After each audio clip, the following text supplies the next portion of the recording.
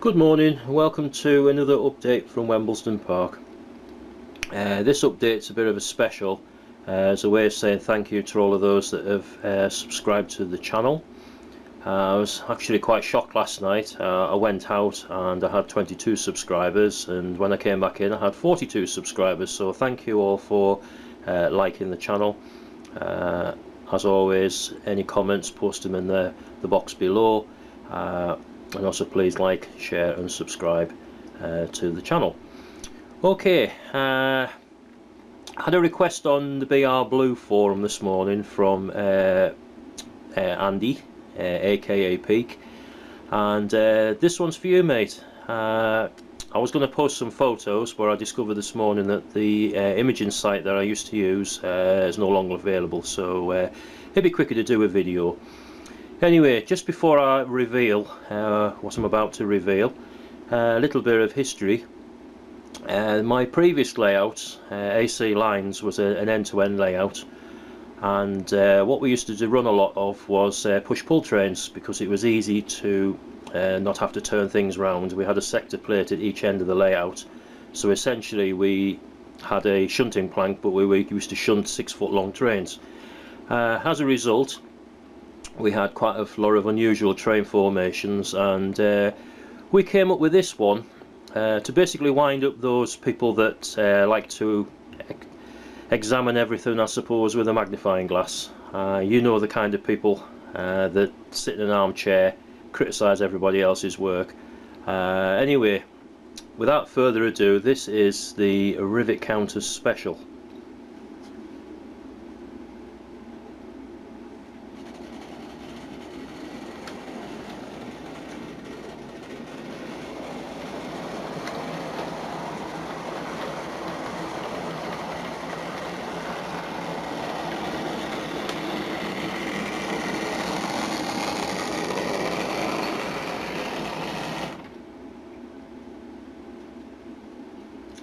Okay, for those of you that may have missed that, here's the loco in question. This is a standard Daypol deltic kit that was motorised using Lima class 47 running gear. The loco's a What If, and the backstory behind it was that in the late 50s, when this loco came out of service, it was converted in a similar fashion to the gas turbine prototype. So basically the engines were removed, the electrical equipment was installed, part of the roof was lowered, a pantograph was fitted. As you can see, the fuel tanks were removed, and as the same as what happened to the gas turbine prototype, a classroom was fitted in one of the engine room bays, so you can sort of see the windows over here. This one was renamed Electra, and it retained its electric blue colour scheme, with the addition of some white cab roofs as a bit of a nod to Finsbury Park, and also to the white cab roofs that were on the early AC Electrics. So that's the backstory behind this one. We had to retire it though, because it doesn't really run very well on this layout. It can't handle corners too clever. But anyway, we move along a little bit, and then we've got this little beauty, 86259, aka Les Ross. This one, again, I picked up a set of Peter Pan nameplates on eBay a while ago for £1, and I was going to do a loco, and I thought, you know what, let's do a What If. So this loco was to be motorised. I just never got round to remotoring it, and this just runs with a set of repainted Lima Mark IIIs, which I just pan along slowly. I think I'm going to write a room here. I did modify the Buffy coach, change the windows around slightly to get it to look a little bit more like the prototype, but if I swing this round, actually it's probably easier. I'll just park that there and move it down a bit.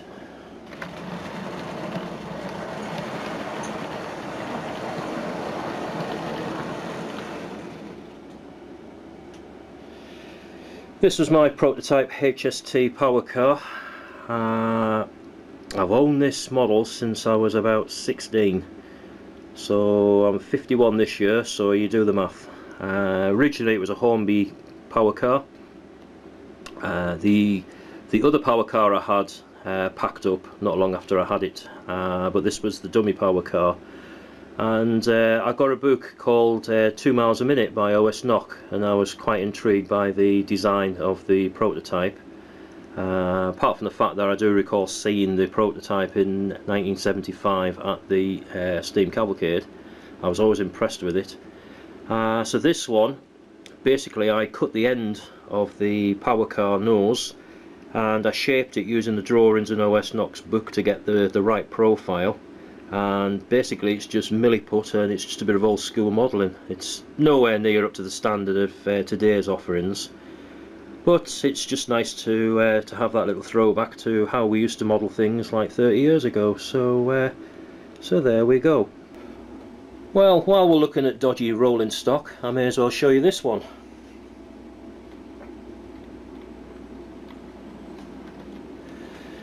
This particular unit again is a what if. This one we do run and service trains on Wemblesden, and it's a fictitious class 316 EMU. And is it going to stall in front of the camera? It's thinking about it. Oh no, it's worked.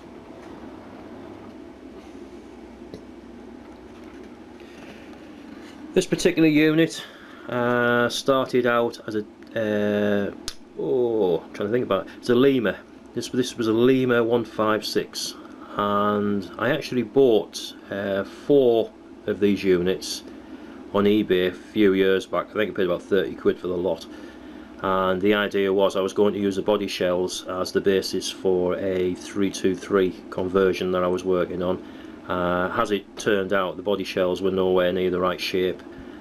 So I ended up with 3 cars left over, so these just sat in the spares box for a few years, and then one day I thought, you know what, I'll see if I can do something a bit different with them, apart from the fact that I needed some EMUs. So the ends were actually re-profiled to match the early 317s with the boxy kind of head cord panel type thingy over the top of the cab there.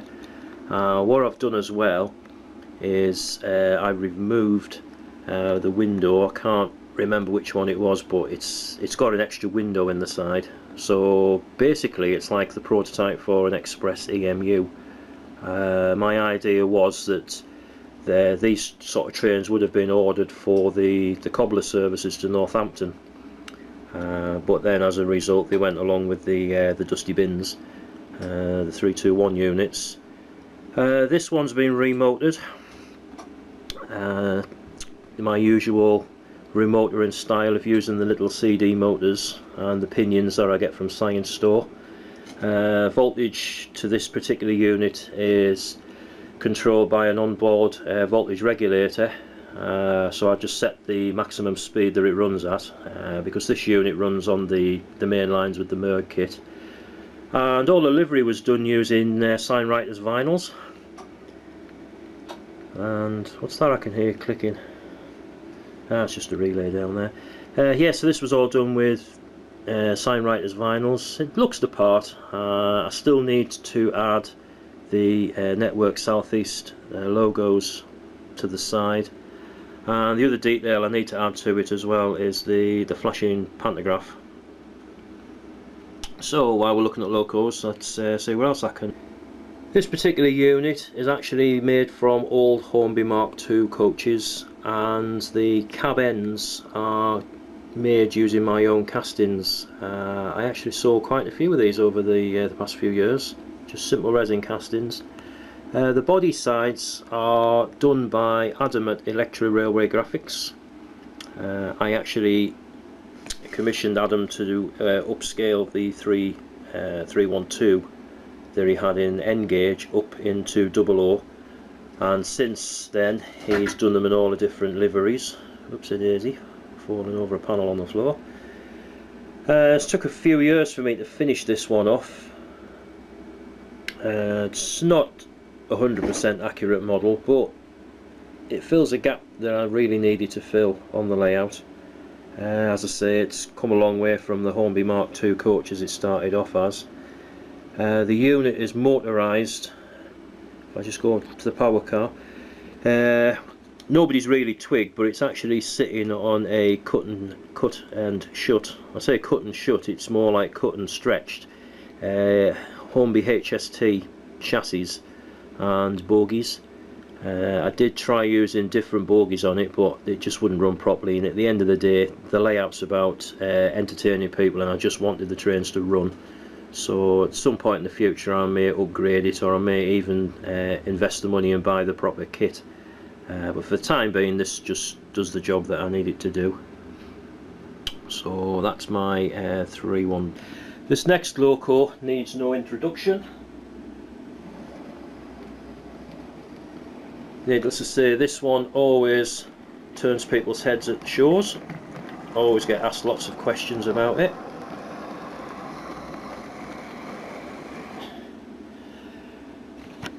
Normal ones is it a Silver Fox kit? And the answer is no, it isn't. This particular loco, always fancied a model of the 89, and I ended up biting the bullet and I just totally scratch built this one. Believe it or not, I think it cost me about 30 quid in total to build this loco. As I say, everything's totally from scratch. The cab roof and the cab windows are Hornby HST, and basically if I use that to kind of illustrate, if you sort of see where the window line is here, that was where I cut the cab. So the Hornby HST bits is this cab roof and that window down to about there, and that's it at both ends. The body sides are plasticard. I overlaid 2 sheets of plasticard. What I did is I managed to get hold of some drawings, so I photocopied them, used them as a template, cut out the body sides, and it's laminated out of plasticard. The roof was an absolute pig to bend, but I think I've captured the shape of it quite well, including the little recess along the top there with the little hooks on for lifting the body panels off. The bogies, I still got to finish these. I've got as far as doing one side on one of the bogies. It just needs lots of microstrip and detail adding, but these bogies are actually from a Lima Class 60. A lot of people use the Hornby 58 bogies, but I've found that the Lima Class 60 bogies are actually a closer match, and with a bit of modification, like cut off the sandboxes and add all of the dampers, you can actually get away with them. So that's the route I went down, and the chassis that it's all fastened to is off a Lima 47. Obviously the Lima Class 60 bogies are a direct fit. The pantograph is just bits of brass, bits of copper wire and everything, and as pretty much all my electric fleet, you can sort of see the LED into the pan head. I think why I'm here as well, another question, sorry about that, I just put my finger over the microphone. Another question I always get asked is the flashing effect on my pantographs. So I'll show you now why I'm here. There's the white LED.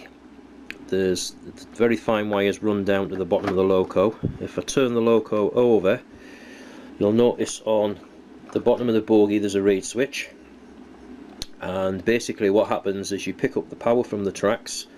The power is then fed through a bridge rectifier, and the reason being is so that the effect works in both directions. Otherwise, with it being an LED and a diode, it only works in one direction. So you put it through a bridge, so effectively it doesn't matter which way the loco runs, it works.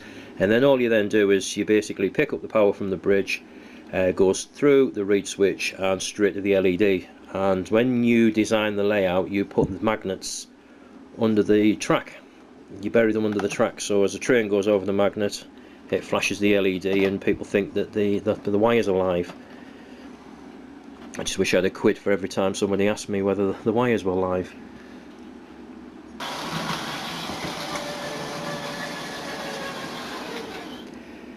Here's another scratch build that a lot of people tend to model this loco wrong. This is 87101, aka Stevenson, aka my my old forum login username. This particular loco was actually built as a bit of a challenge, really. In fact, I seem to recall being involved in a garden railway forum, and there was a loco building competition, and this was my entry. And basically it was a Hornby 86.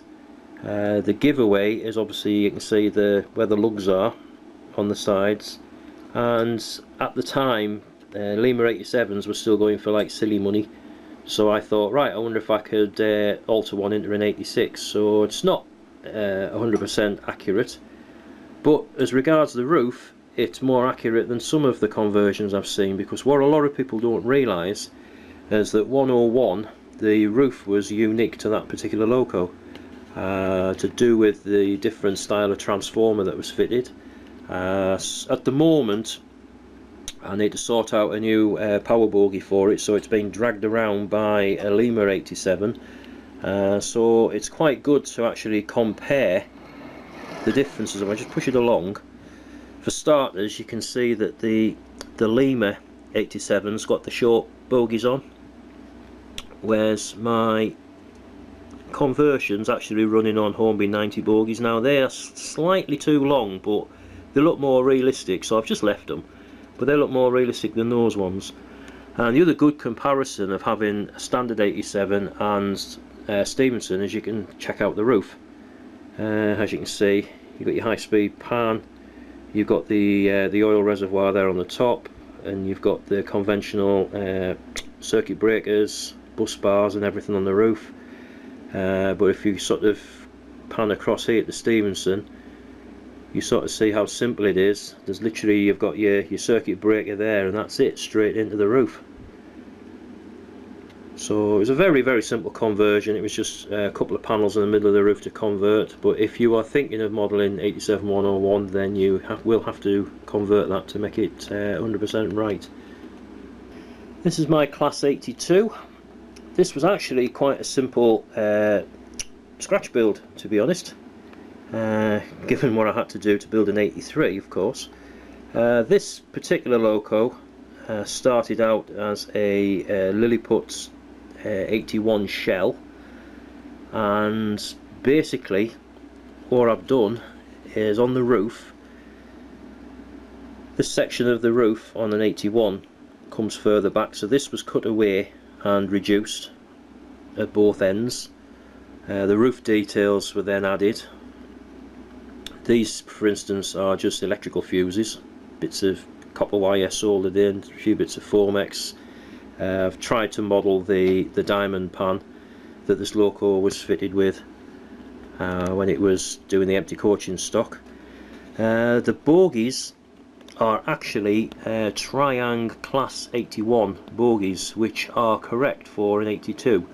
I don't know if I can zoom that in a little bit. I'm still getting the hang of this camera. Will it zoom in and focus? Nah, it's not going to focus. I don't know if you can make out, but anyway, in the middle I had to cut them and lengthen them. It's probably about 4 or 5 mil I added to it. The mechanism that I've used was a Lima 87, because the wheelbase was about right, but it's basically just built from scrap parts. On this particular logo, what I did, if I just try and turn it round, it's a bit awkward because it's permanently attached to the Mark III. Just excuse me a moment. If I just turn it round, this is the other side. On an 81 there was a window here, there was a window here, there was a window here, and there was a window here. And what I did is I carefully cut out the louvers on the other side, and I replaced with one at each end, so this side was fairly straightforward to do. And then if I go back to the other side again, it's got to be an easy way to do this. Now you can sort of see this one was left, these ones were blanked off. This was cut from a Lima 87, because this was when they were refurbed in the 70s, and so the grills look fairly similar. These ones are the 81 louvers. I've tried to sort of scribe in a little bit extra in the middle, and the ones that weren't needed were blanked off, so pretty much that's the 82. And now I will show you the really awkward. This is my Class 83. This is 83012. Again, it was one of the locos that was retained at Euston for the empty coaching stock trains. This one was a cut and shut 86. Basically, you can probably see where I cut the ends of the cabs and stretched them on the corners. So I modified the shape of the cab ends. The body side was drilled and cut and filled and sanded and all those things that we have to do. The grills themselves are actually just bits of microstrip that were glued into the body shell. Can't remember the exact chassis that the loco was using. I think it was a Roco chassis that I had to lengthen. Again, that was a bit of a pig of a job, and if I tried to lift the body shell off, where I'm not going to, the chassis would probably fall in two pieces, because it's where it was glued together, it's come adrift. But it still runs okay. But that's pretty much my 83. If I turn it round without any bits falling off, this is the other side. I'll just pop it on there. This is the other side. You can see you've got the window, and then in the middle, the window in the middle was replaced with a louvers. It was replaced with a ventilation grill. One thing to note here is if you are modelling 83015, then all three windows were replaced with the ventilation grills, and that was unique to that loco, as that loco was originally the testbed loco from the sort of 1960s. So that's my 83. I've just remembered I've got another earlier loco. I really forgot about this one. This is my Class 84. This started out as an apple green body shell, which I cut about a little bit to produce the load bank. It's not 100% accurate, as I've looked at videos and I've noticed that the fans on the roof are different. I do have plans to produce a body shell for this particular model as a resin casting. There's a master sitting up in my workshop. I just need to get some funds together to produce the resin castings from it, and also I will be doing an 84 shell if there's enough interest for it. This is actually unpowered, and usually it gets hauled around the layout. Just turn it around. It's missing two wheels and then you put them back on. This is the other side of the loco. Again, it's quite eye-catching. It's a bit of a talking point at the shows, usually parked in the siding. So that's my 84. I do have an 85, which is over here. There's my 85, just a bog standard Bachmann loco. And if I go over here, this completes my lineup of roarers. This is actually an 81. And this loco, I'll just push this APT out of the way. This loco I bought with a view to, oopsie daisy, I bought this loco with a view to using the body shell as a master, because it's a Lilliput shell, and I was quite pleased that I got this for a reasonable price. It's quite crisp. It's actually a really nicely detailed model. It needs some work. It's running on Hornby Class 86 bogies, which are a bit short, and the motor probably need replacing, but it makes a nice static exhibit for the time being. But like I say, my future plan is to actually take a casting of the body shell, and then I'll be able to do resin 81s with the air tanks on the top. You may have noticed this creeping into shot. This is my APT project that I've been working on for quite a while now. I've decided to model this one as one of the test sets, so hence it's got no seats in. Still needs a lot of work. This particular model has actually been lowered. It's been detilted and dropped on its bogie so it sits lower to the track. I've gauged the height of photos of the real thing as compared to normal stock. Still need a lot of work to finish it off, and I'm missing one of the articulated bogies for the other end. The power cars, this particular power car is, just trying to think, just a second. Yep, that's the motorised one. It's actually a Bachmann warship chassis, which was butchered with an angle grinder to make it fit inside the shell. So it runs really smooth. The wheels don't exactly line up, but from a normal viewing distance it's not that noticeable. But what I have done is I've taken the opportunity of modelling the big holes in the roof that you can see. It's the same with this is the dummy car.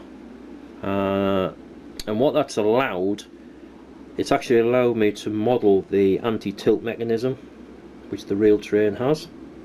This wouldn't be possible if the motors were original and it had the tilting mechanism, but like I say, this one doesn't tilt. I didn't really see the need for it to tilt, as it's eventually just going to be trundling around at slow speed going through the washing plant. So that's my APT project. And the final one for today is my 304. Again, this is scratch built. This was a Lima 117, and I got the idea from seeing a very dodgy conversion that was for sale on eBay that somebody paid a silly amount of money for, and I realised that they hadn't bothered to alter any of the windows, so all the windows were wrong on it. All he did was stuck cab ends on. So this one, missing the middle car. The middle car's in a workshop up in the loft, but these are the two ends. The ends were actually scratch built out of plastic card, but as you can see, the windows and everything are pretty much as they should be. Like I say, I chopped up a 117 to produce this unit and ended up with this. And I mean, like I say, it looks convincing enough. Again, it just fills up a useful gap that I had in my collection. And the 117 actually lives on, because if I just walk down here, I shall show you where the cab end lives. Because over in the corner we have a Rail Enthusiast garden, and if you have a look at the side of the garden, there's the cab. So that concludes the little tour of what rolling stock we've got on the layout. Like I say, a big thank you to all of those that have subscribed and have liked the channel. I'm hoping that I can get up to 100 by July, because YouTube will then allow me to get a proper address for the channel, which will make life a lot easier with displays and stuff like that. But in the meantime, thank you for watching, and join us again for another update fairly soon.